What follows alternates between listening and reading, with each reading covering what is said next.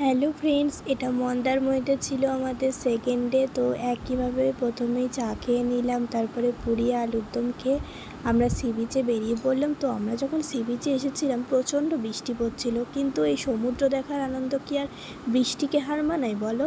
তাই বৃষ্টির মধ্যেই আমরা সমুদ্র দেখে নিলাম, ফটোও তুলে নিলাম। তারপরে আবারও বৃষ্টির মধ্যে ভিজে ভিজে আমরা চলে এলাম সুইমিং পুলে স্নান করতে।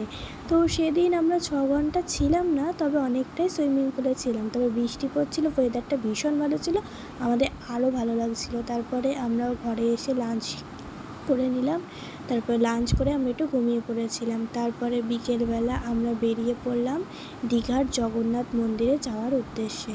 তো জগন্নাথ মন্দিরটা এখান থেকে অনেকটাই দূর ছিল, তাই অনেকটা টাইম লেগেছিল আর কি আমাদের জগন্নাথ মন্দিরে পৌঁছাতে অনেকটাই সন্ধ্যা হয়ে গেছিলো। তো দেখো, আমরা নিউ দীঘার সি বিচের পাশ দিয়ে যাচ্ছিলাম, তাই তোমাদের সাথে শেয়ার করলাম।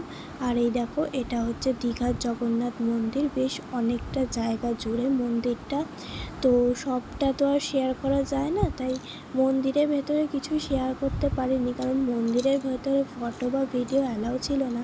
তাই যেটুকু বাইরে থেকে পেরেছিলাম তোমাদের সাথে শেয়ার করছি। তো দেখো, এটা হচ্ছে মেন মন্দিরটা, মানে গেট দিয়ে ঢুকে এটা হচ্ছে মেন মন্দিরটা। আমরা মেন মন্দিরের দিকে প্রবেশ করছিলাম। তারপরে ঠাকুর দেখে আমরা এখান থেকে অনেক ফটো টটো তুলে বেরিয়ে গেছিলাম।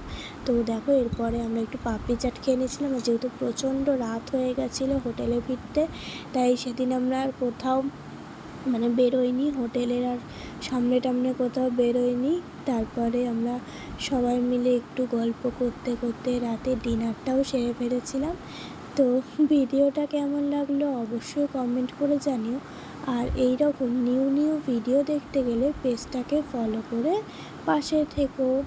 Thanks for watching this video.